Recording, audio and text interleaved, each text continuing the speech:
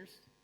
On behalf of our organization, Modi Galien Foundation, I extend a warm welcome to all of you who have come and spared their valuable times for this program. In fact, I'm Anil Khanna from GM Modi Science Foundation, and we have just in this award distribution in science, technology, and innovations for the last, I think, 40 years, more than 40 years. And we have given award to very selected scientists and researchers like Honorable late APJ Abdul Kalam, and one of the scientists was Professor Satish Dhawan, Professor CNR Rao, Professor MGK Menon, etc. Many other in several areas of search and development. GM Modi Science Foundation has done a great services to the nation by recognizing outstanding scientists and doctors for their groundbreaking discoveries towards finding innovative solutions to the problem of national importance for our foundation, and awarded like this. But as a matter of fact, we have also recognized, and we are really really fond of our next partner, Mrs. Galien Foundations. They are already in more than 20 countries. Last year, GM Modi Foundation has joined hands with this prestigious Galien Foundation, which is spreading, like I'm going to say, in more than 20 countries. This foundation is also in the same identical outlook while selecting their awardees in biotechnology, pharma, science technology. They have an almost identical rewarding scientific talent and innovative skills in various areas of science. Now we are just decided, these two foundations has decided that we can offer 4 awards in different areas. One is that biotechnology, another is startups, and another pharma and medical technology, etc.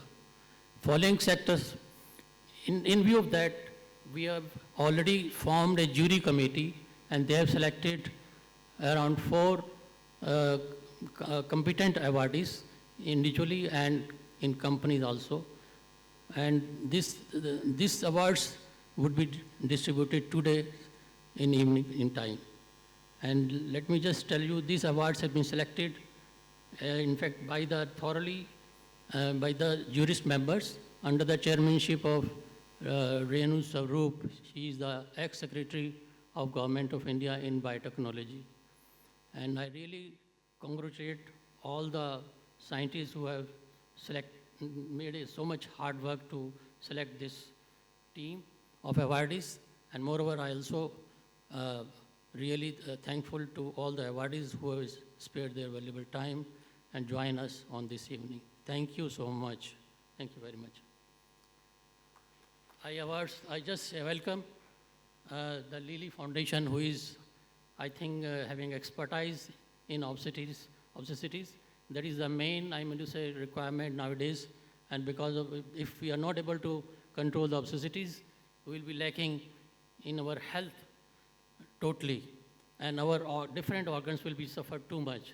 That is why I would like to invite them and have a discussion on them. Thank you.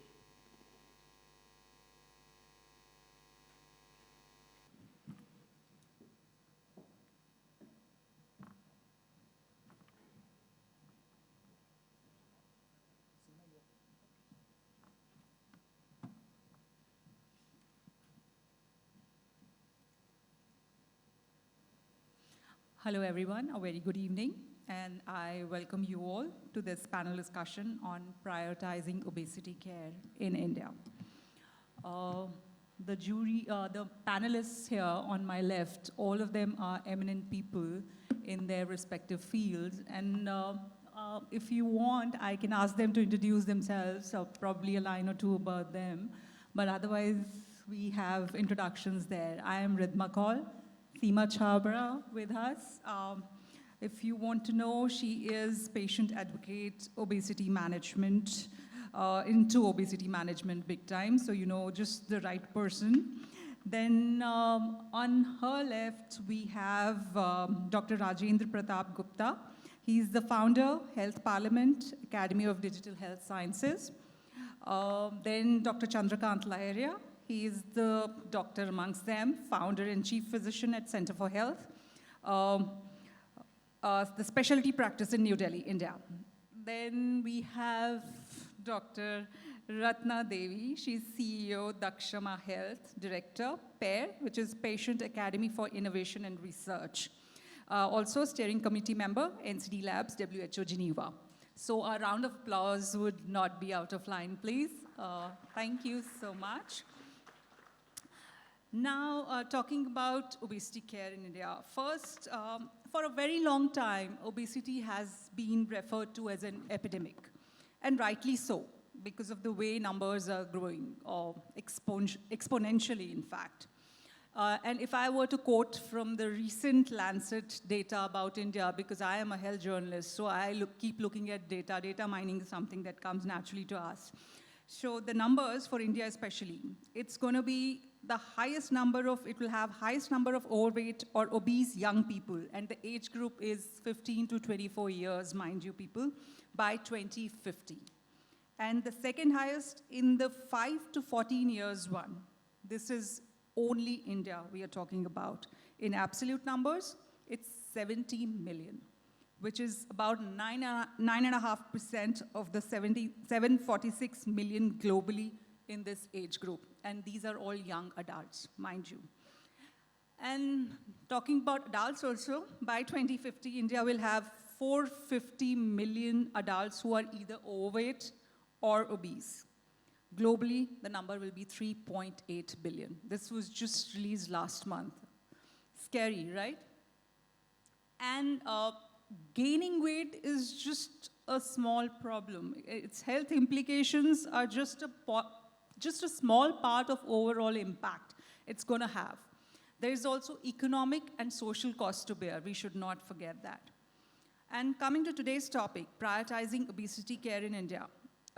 As a public health issue, it involves understanding key aspects that span not just health, but economic, social, and even policy dimensions. So let's start the discussion by asking our panelists, obesity and epidemic. How relevant are these two terms put together in today's scenario?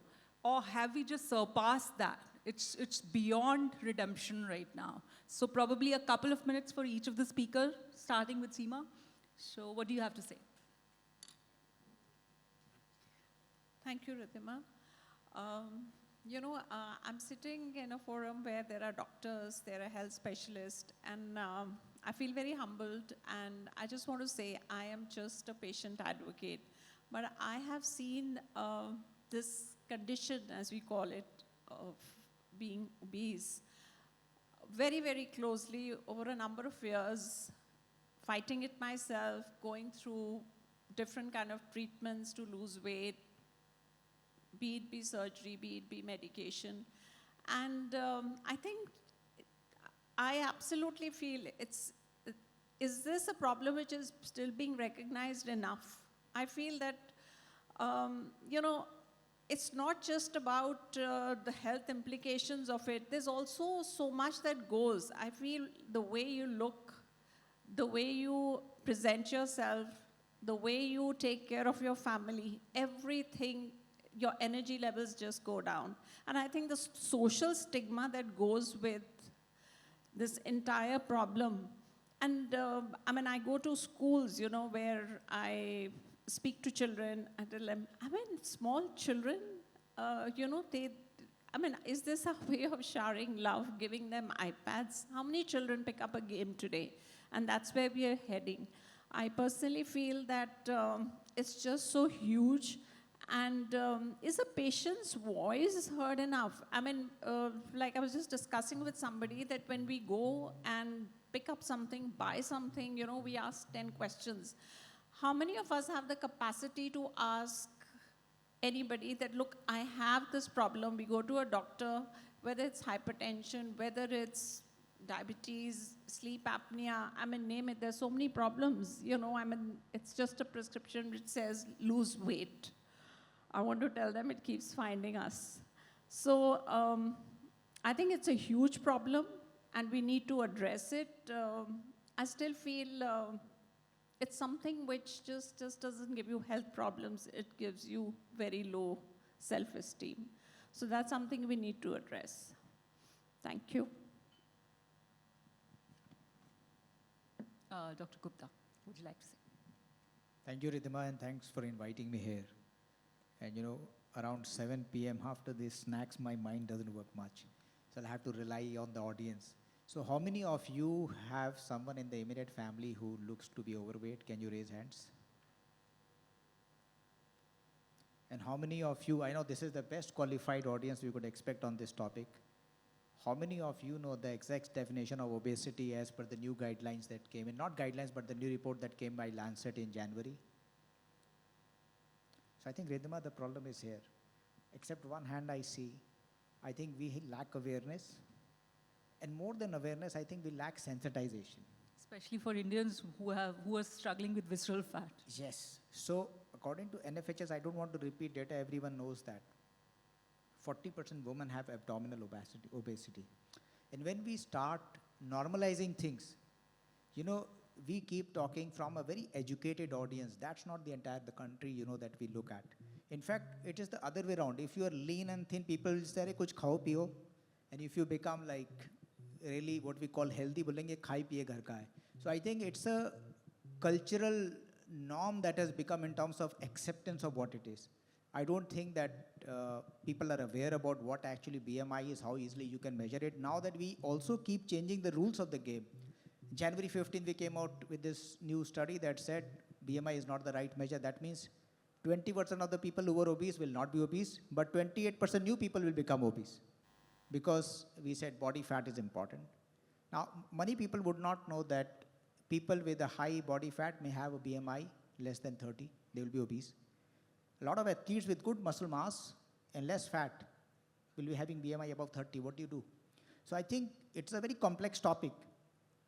And at the same time, I don't know whether we call it pandemic, endemic, whatever, but I see that every time I go to a meeting, India becomes a capital. It was diabetes capital, became cardiac capital, now it's becoming obesity capital. I feel very sad, you know, sitting on forums and looking at this recognition. And I am glad that these kind of forums will at least talk in depth about this issue. Thank you. Dr. Lar, you are the doctor amongst us. So I want to know, I quoted lots of numbers.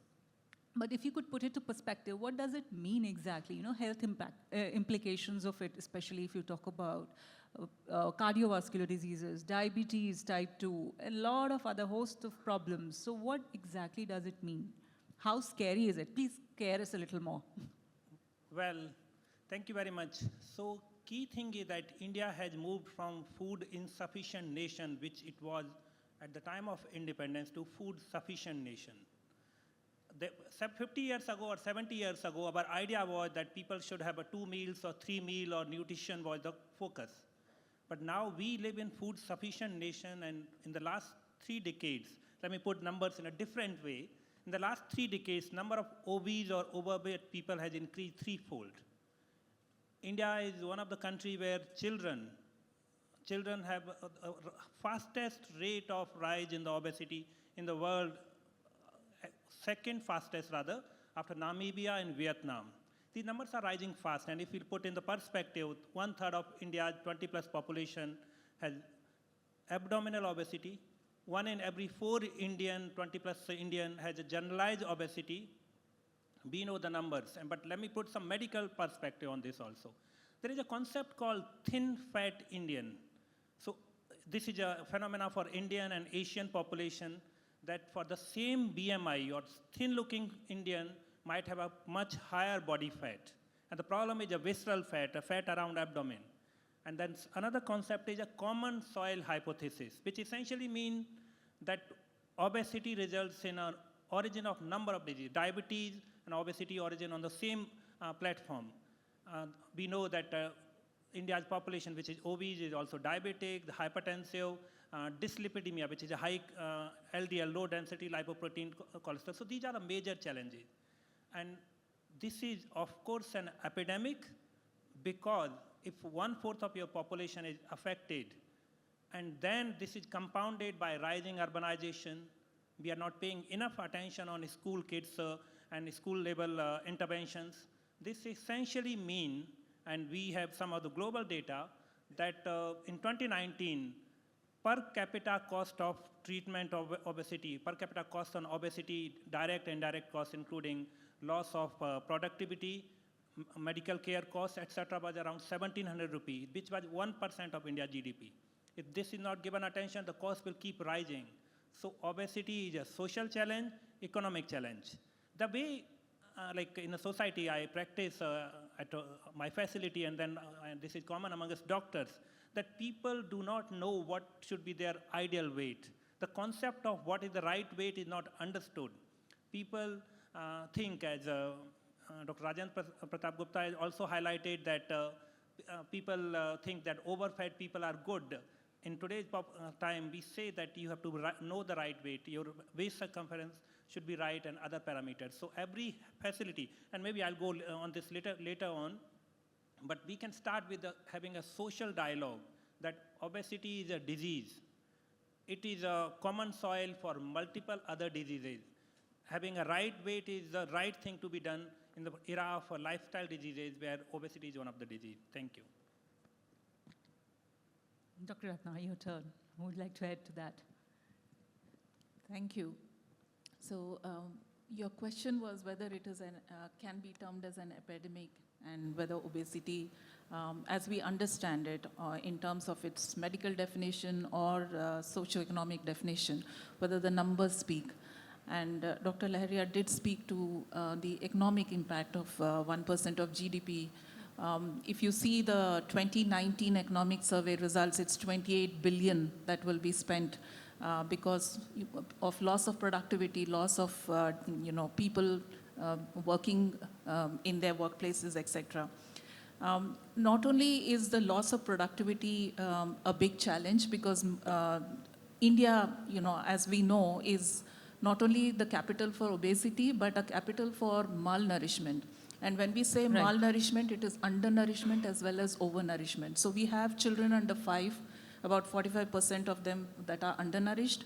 And then we have the young population as well as the older generation, which are overnourished. So you have a sick nation, and a sick nation cannot be productive. Also, there is a medical linkage between maternal malnutrition, undernourished children, and early onset obesity.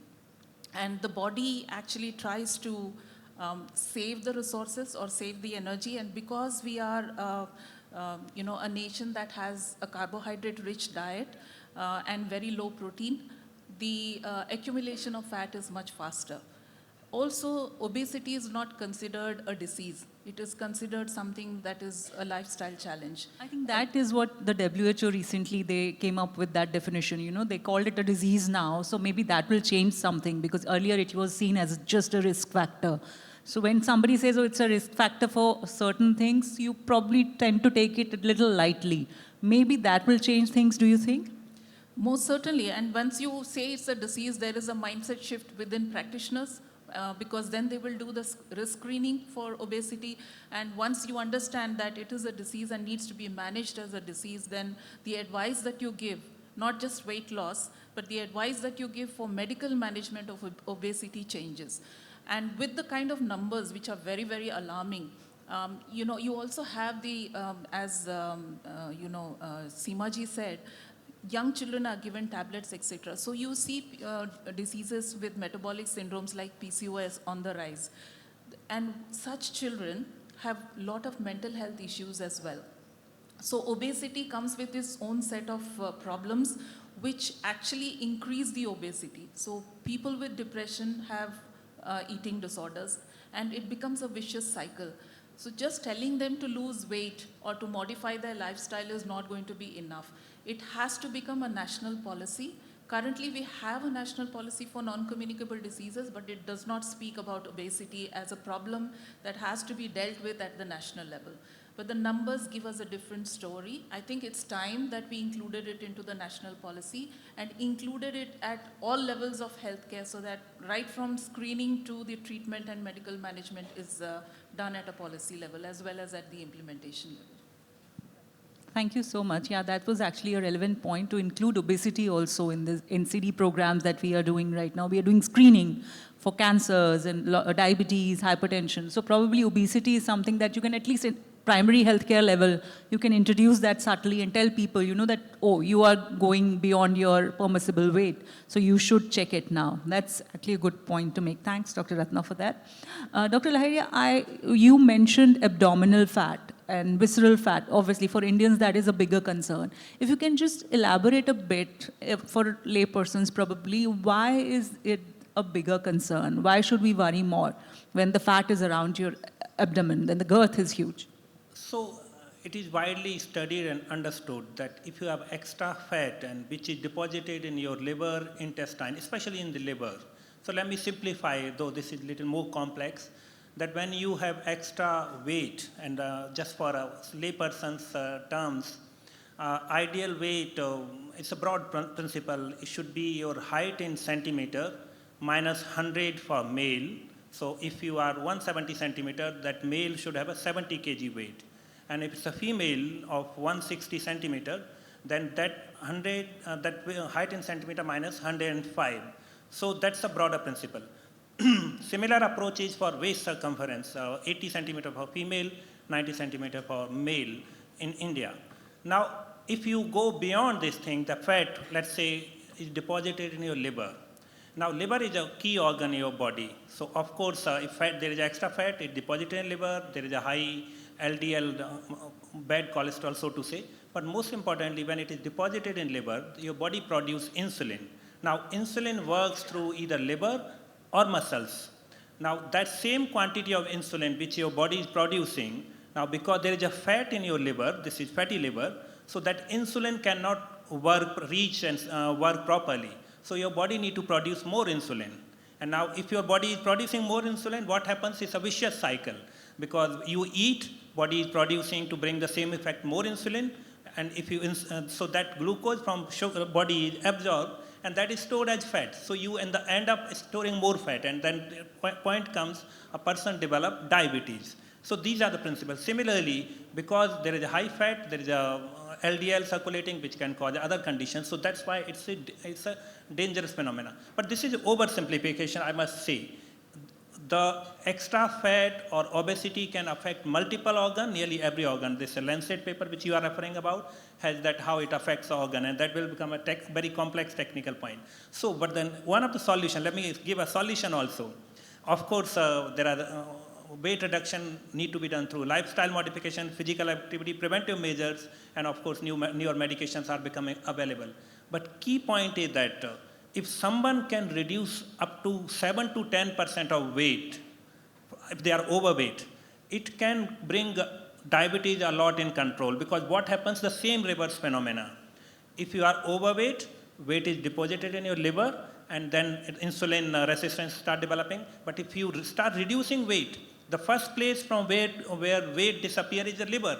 So the insulin sensitivity comes back and other things happen. So overweight is a challenge, but reducing weight is equally a solution in that. And you need to reduce weight whatever way, whatever approach you want to follow, but the approach is reduce the weight through lifestyle modification, diet, physical activity, medication if you require as per the medical guidelines, or many other things. And it requires multi-stakeholder intervention, which we will talk probably later.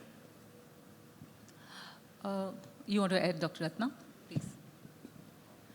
It is very easy to say lifestyle modifications, but we do not have places to walk. We do not have access to fruits and vegetables. Yeah, that's the Our diet is mainly carbohydrate. It is very difficult to change that because of cultural, ways and methods that we cook our food. And it needs a generational shift in how we live our lives. And for that, I think you have to start young. You have to give the right food in schools. Right now, that kind of policy doesn't, so we do have a midday meal program, and it is meant to give the right kind of nutrition to children, but it is not a universal program. It's there in the public schools, but it's not, I mean, some private schools have it. We do not have guidelines saying that this is the optimum nutrition that children should be given to be able to make them understand what a healthy lifestyle means.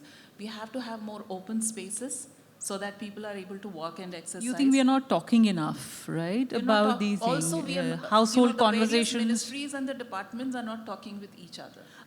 One thing that I saw, there was a change because last month, in fact, when the national games were inaugurated, PM Modi talked about, he started with oil consumption reduction by 10%, which I thought was a big message coming from the PM telling people, in households, you just ensure that you are just whatever you're consuming throughout the month, just reduce it by 10%. So I think the start has been made.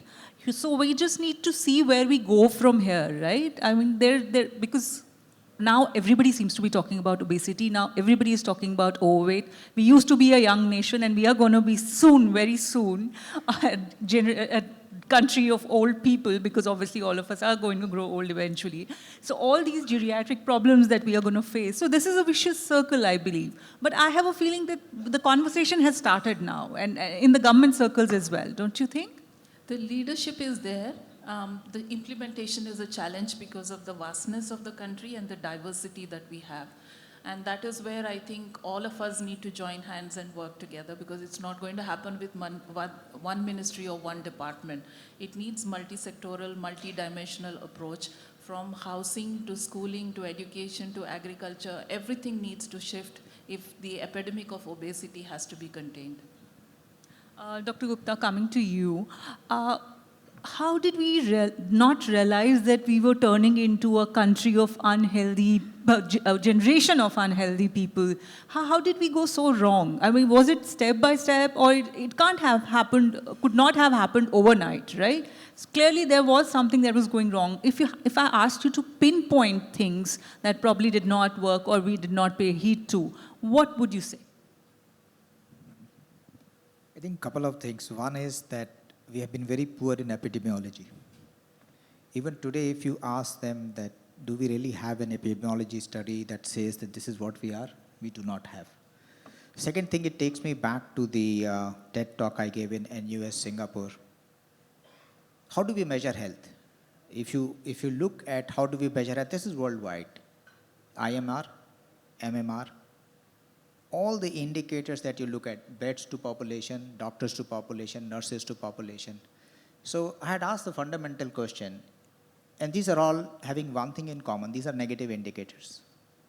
We want positive outcomes with negative indicators. So if you measure health with such kind of indices, we do not measure jogging tracks to population, swimming pools to population, yoga centers to population. How on earth we will get to address obesity? So I think our very approach to health has been not health but healthcare. So we have always looked at addressing sickness, which is always a big challenge, with the developing country, which started, getting independence first, then we started building industries. We failed to realize that as we were automating, we were moving our lifestyle from that 2,400 kilocalorie consumption to probably getting down to 1,400. We didn't look at that. Now I think Prime Minister has taken up the cudgels to educate the population. I think Ministry has done work.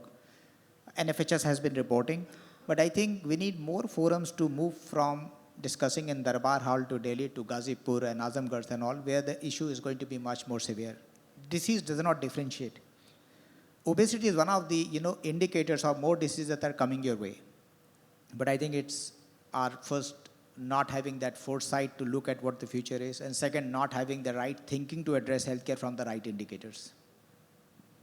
Thank you so much, Dr. Gupta. Seema, coming to you, I want to know, you are into obesity management, right? So if I were to ask you to compare how were things 10 years ago or 5 years ago, let's say 5 years, and how are things now? People who come to you, how much do you have to struggle to tell people that you need care, you need intervention, you need to manage your weight? How difficult is it still to convince people? Are people receptive? They come forward? If you tell them something, do they follow, or do you need to follow up at your level, back and forth, back and forth? How is it? How have things changed over the years? What's changed over the years is awareness. What's changed over the years is, the need to understand that mental wellness and obesity go hand in hand. There was a time where I would speak at a forum and, people would approach me and it's sad, but they would say, okay, I don't believe in using the word that say that, my child is very fat, my daughter's very fat, uske, their marriage proposals are an issue. That was the mindset 10 years back. Now things are changing. People talk of that obesity is creating other issues in their life. And when COVID happened, it just, people just took a backseat, the ones who didn't want to exercise, the ones who didn't want to eat right. They just thought that was this is it, we are just home. There were very smart people who found options of understanding that, they had to find alternate ways of exercising, and there was some who just let go. But awareness post-COVID, like, when I speak to people, I go to school, I talk to children, I tell them, I said, look, COVID is over. Stop this midnight binging.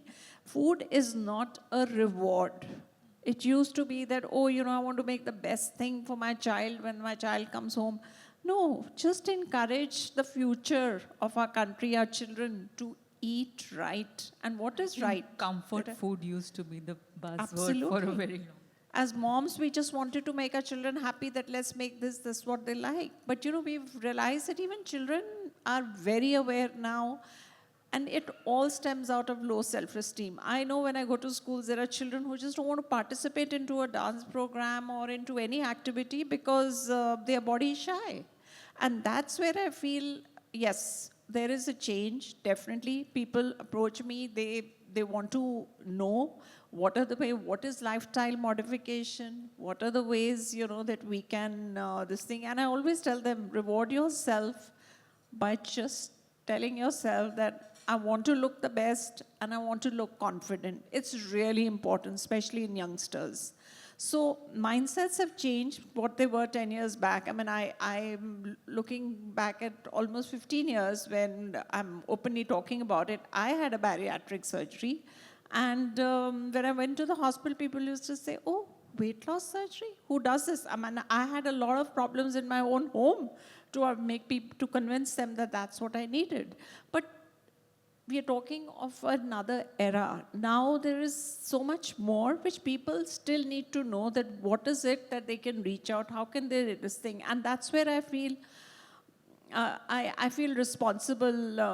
I play a role to convince people that, look, there is a way out and there are many ways out. It's just that we have to, the power of will is huge. So we are changing. Thank you. That's good to know, actually, quite hopeful. Dr. Laheria, she talked about bariatric surgery. We have some advanced drugs also these days, weight loss drugs, and there are a lot of other medical interventions available. But preventability, nobody seems to be talking about. Why should we reach a stage where we have to go to a hospital to ensure that we become healthy again, or probably at least not become worse than what we are? So if you could just talk about how important is preventing that situation. I think it's absolutely essential. The key point is that no nation or no country can be economically developed unless the population is healthy. And with the rising obesity and of course some undernutrition, it's a bigger challenge. So India need to pay attention on both, and obesity was not being discussed till at least a few years, I would say. So it is being recognized, which is a good thing. But one of the challenge and the first thing and starting point in tackling any issue is that we recognize and we identify it. And I believe that is happening and would continue to happen. But challenge is that most of us and entire society normalize overweight and obese, and that is the first starting point. We need to communicate to the people that overweight, obesity is unhealthy, results in multiple diseases, the points which we discussed, that's the first point.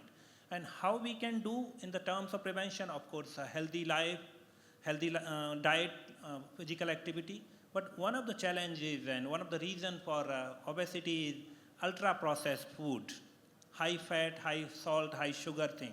Of course, this is there in the market, but there are ways to do that while people who want to eat them would continue to eat, but people need to be made aware about the harmful effect of these things which can cause obesity. That's the second part. Third part is that this conversation, of course, as Dr. Gupta also highlighted, that should go beyond across the country. This conversation need to happen in multiple rooms, and that can happen be in every workplace. We have a weighing scale. If every doctor's visit, a person's weight and height is done, and a discussion happens that what should be his or her ideal weight, and that kind of conversation. The way blood pressure is measured on every visit. It's not measured on every visit, but the blood pressure should also be measured. So the basic parameter is done, and then that will bring people awareness in the people. Other thing is that, as Ridhima ji, you also highlighted that what happens in India, we hesitate when we see someone who is overweight and obese, we use like pleasantries that, oh, you are fit, healthy, or well-fed, and this thing. I think it's a time that we Cute. should, That's the word used. Yeah. You know, Use- euphemism, बहुत cute hai. I think it's a time that we have a frank conversation that between the people, with the friends, every workplace or society, that what should be your ideal weight.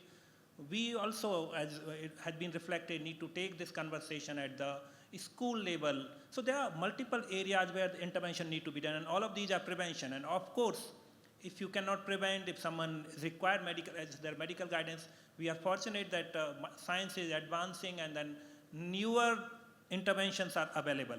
But as you said correctly, why wait for those interventions? We should do everything which is available in our armor: prevention, early diagnosis, treatment. And final point, I would say that in my clinical practice, I have seen that if there is a one family member who comes with a high cholesterol, LDL cholesterol, as they say in medical science, then I always have conversation with that individual, then say that because you are eating for common kitchen in the family, so it's very likely that other family members might have a similar deranged thing. So if one person is obese, like we need to talk about the family. And then if a family member is obese, have an overweight or obese, we need to talk in the friend circle. So a societal dialogue which denormalize obesity need to be started. We need to focus on prevention, early diagnosis, treatment if required. Dr. and Lahiri, I other would like to intervention. cut you here for a bit. I also want to know, when we're talking about these interventions, these extreme interventions, I'm sure they don't come without side effects, right? So if you could talk a bit about, you know, why it is smarter to just curb it, like nip it in the bud, rather than, you know, reaching that point where you need to take those medical interventions. So the side effect bit of it.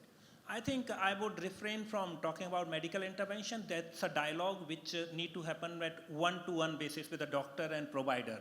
But at the same time, people need to be aware about, and this dialogue need to be started, as I'm repeatedly saying, school level, societal level, in the friend circle, in family, office, workplace. I have talked about a different forum that the way, like every single household and every single workplace need to have a weighing scale.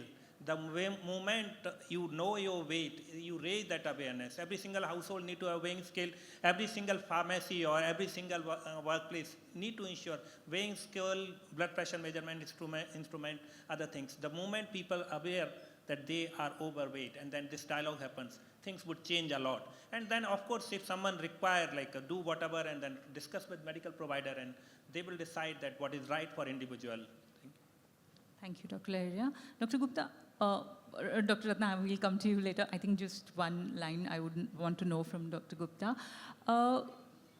He talked about ultra-processed food. He talked about, Dr. Ratna talked about the fact that we don't have walking spaces and all that. These things, do you think there the government needs to step in? And also, because it's cheaper to get probably a burger, then you go and get fruits or veggies. It's something, it's a double-edged sword sort of. If so, somewhere the policymakers also need to step in. Do you think? As someone who wrote the health education policy, we did do our best on the policy side. But Which is why the question to you. Yeah, that's not enough. So we have so many rules in this country in terms of the pharmacy, dispensation, in terms of other food stuff. I think there is FSSAI. But I think rules go to a point of maybe sensitizing people. But let's look at the other side. How many families would leave the leftover food in the plate? They'll say, khatam karke jao. Now, you need those small steps in the families to tell people. So what we have done, I'll tell you that what we changed.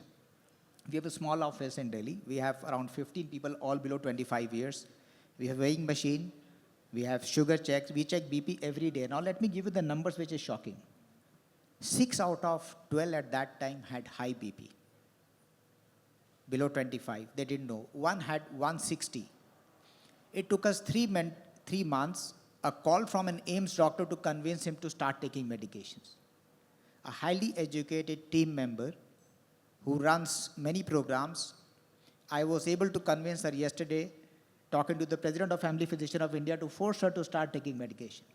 Now the challenge is, even if you know that you have a problem, you know that India prevention starts only after your first attack. If you have diabetes. We live in a state of denial. Yeah, we do not have a concept of primary prevention. We have a secondary prevention in place. So you get the first chronic disease, your prevention starts.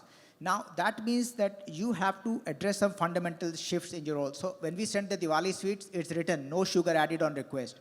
We tell that vendor, do not add sugar.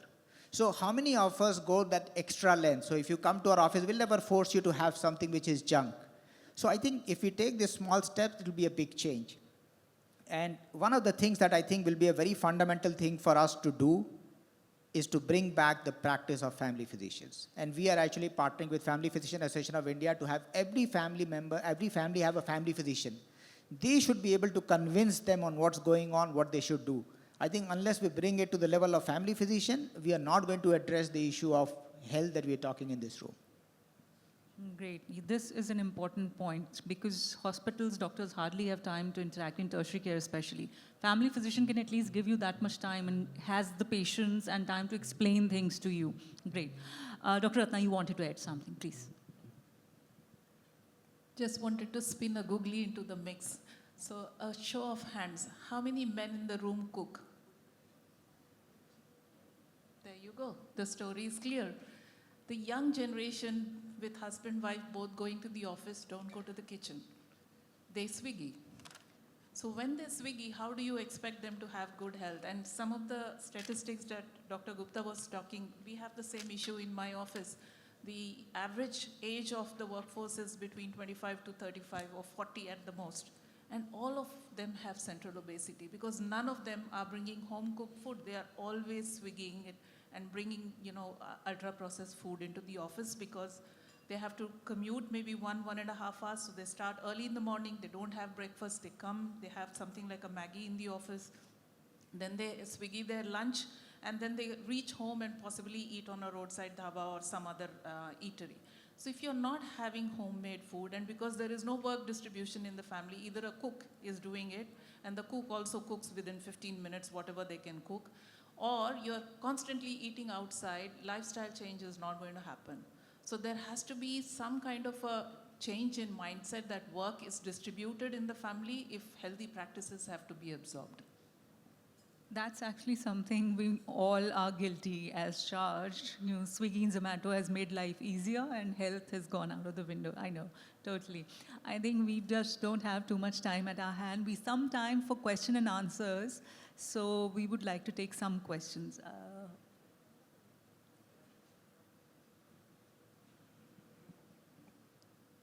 Please introduce yourselves and also the person you have directed your question towards. I am Dr. S.K. Poddar. I am a laparoscopic surgeon in Apollo Hospital. First few comments. I think Dr. Laharia also mentioned that this obesity, we should start educating our school children. Second thing, we doctors never write obesity as diagnosis. We just mention weight in a corner of our prescription. We should start writing obesity as a diagnosis. Then the patient will also give attention and the doctor will give attention to the obesity. You said family physician concept is very good, but family physicians should also start talking about obesity. They should not shy. Sometimes due to social reasons, they don't tell you are obese, you need treatment for that. Third thing, as our Prime Minister said, we should cut at least 10% oil and fat from our diet. I will add 10% sugar also. We start from here, that will be a great thing. 10% cut in oil and sugar from what we are taking today, that will be a long way. Thank you. Thank you so much. Thank you.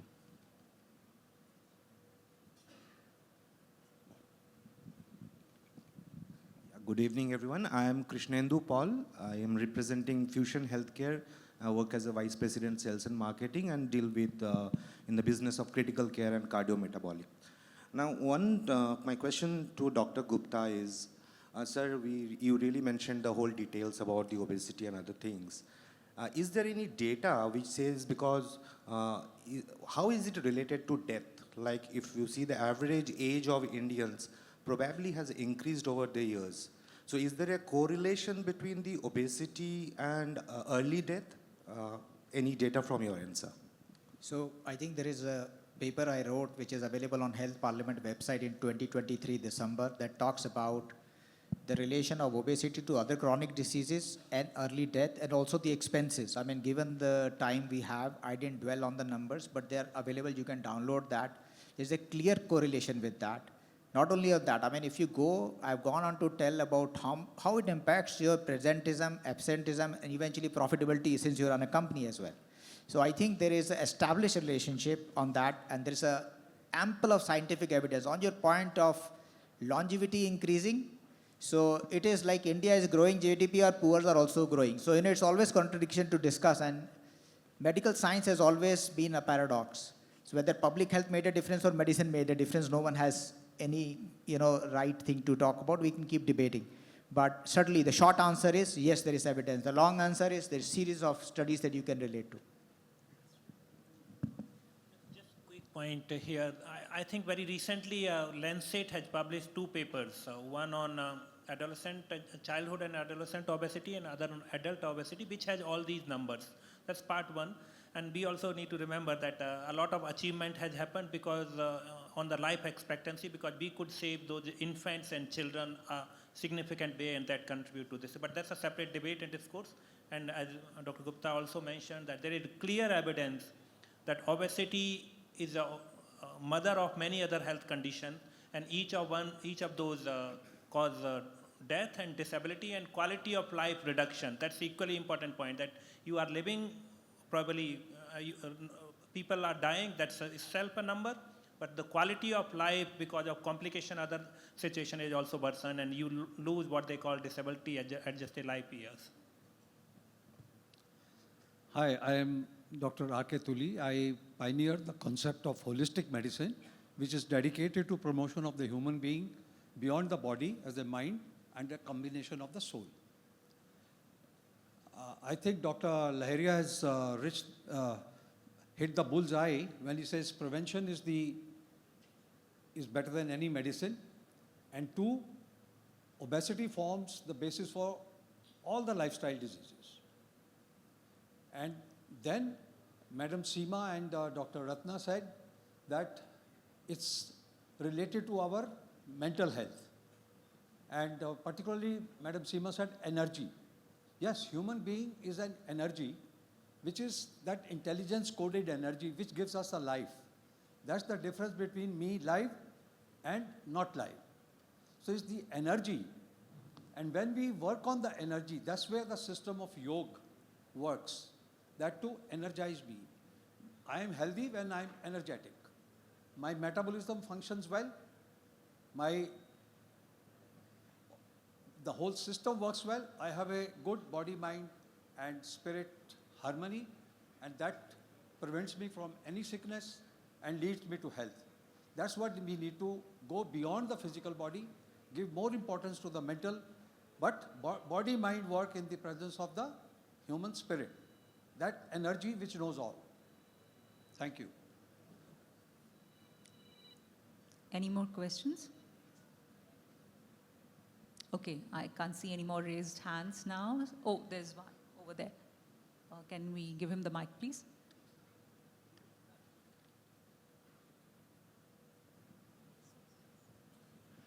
Hi, my name is Dr. Arim. I come from Dr. Reddy's as a regional medical advisor. Like you mentioned, Dr. Laharia, ki obesity is the soil for various metabolic diseases, right? But when we talk about weight loss, that is a very general thing now. There is a lot of trends. I feel like people are confused, like which trend to follow when we are going for weight loss. For example, like keto diet, intermittent fasting. Uh, Further, when we segregate intermittent fasting, 16 is to 8, 24 is to 1 meal a day. I mean, there are various of trends, those are in the market now. And those are also coming from a lot of influencers in Instagram and various other people. So that creates a confusion in people like us, like which one to go for. So if you can throw some light onto that. So, well, I think what you are raising a broader question, and it can take another 30, 45 minutes, but I would say following. One, we should tell, and the approach is has to be that you have to achieve normal weight. There are multiple options available. Eat healthy, be physically active, medications are there, and there are other home-cooked meal itself. So all of these interventions are there. But what I would say as a medical doctor, ingrain the concept that what excess fat in the body, what obesity does. And it will become a medical conversation, but I think this is a very important point, that extra fat in body results in inflammation. Inflammation in every single organ. Because something which should not be there, if it's there, if it should not be there in that organ, if it reaches there, organ will respond as it's a foreign body. And then inflammation start there, antibodies start producing, and then they start damaging. So fat is an inflammatory condition which results in precursor of multiple conditions. The moment people understand, and then I also talked about liver fat and insulin resistance, all other things. What you need to do, reduce that fat. How that can be done? It can be done in multiple ways. One way is reducing cooking oil at the household level. Other way is reducing sugars in the diet. Other way is not ordering food or not eating outside food or that frequently. So there are multiple ways. Prevention, physical activity, diet, medication, whatever you do, at the end of it, the message had to be you achieve a reduced weight that will make you healthy. And if everyone in your family follow, that will make your family healthy. And that's what we as a society should communicate. Final point I would like to hear that often then the discourse also becomes that obesity is an individual responsibility. When we say reduce fat at the household level, it's an important step. But what we need to understand, individual, family, community, market or food companies, regulatory body, government, schools, everyone does their bit in this thing, and that's what should be done. That's what we are talking about, multi-stakeholder or multi-pronged approach. That's how we will reduce obesity from the country. Medical doctors, everyone required need to do their work. So the dialogue, it cannot be only weight reduction dialogue. It has to be an environment and milieu in which we discuss that how to stay healthy. And this cannot be isolation, obesity alone, but it had to be about also reducing hypertension, reducing diabetes, staying healthy lifestyle. So multiple things. So once we start conversation, it will change the mindset. Yes, Seema. I'd just like to add something here to what you said, that yes, it's easiest is to influence minds. And, these keto diets, these intermittent fasting, one size doesn't fit all. I think the awareness that is important today is that whatever you do, whatever change you make, it is for good. You cannot sustain something which is like, 16 hours of not eating for the rest of your life. It just may have, again, it's another conversation that you go into, but I feel any change that one makes, even if it's a small baby step, it is something that is sustainable. That's the most important thing. Thank you. So, if I may,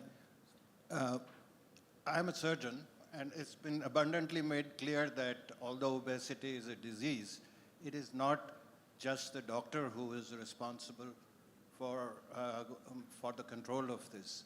As somebody said, the doctors probably just write a line, lose weight. Unfortunately, the doctors, especially the specialist doctors, they don't have the time to go into the details of how to lose weight. They may be seeing 20, 30 patients a day, especially in the government sector. And obesity is not only a a disease of the affluent. Even the less affluent people have this disease now. So obviously, as it has been, the solutions have also been discussed that we must do this, we must educate. But do we have institutions who will train these family physicians, who will train the school teachers, and who will train the others in how to go about it exactly? Thank you so much for those points, sir. I think that's something which we all collectively need to think about. The government, the community, individual level, everybody together has to put in that effort, extra effort. Thank you so much. With this, we draw this session to a close. Thank you very much for being with us, and I hope you enjoyed it as much as I enjoyed pulling their legs a bit and having a conversation with them. Thank you again. Thank you so much.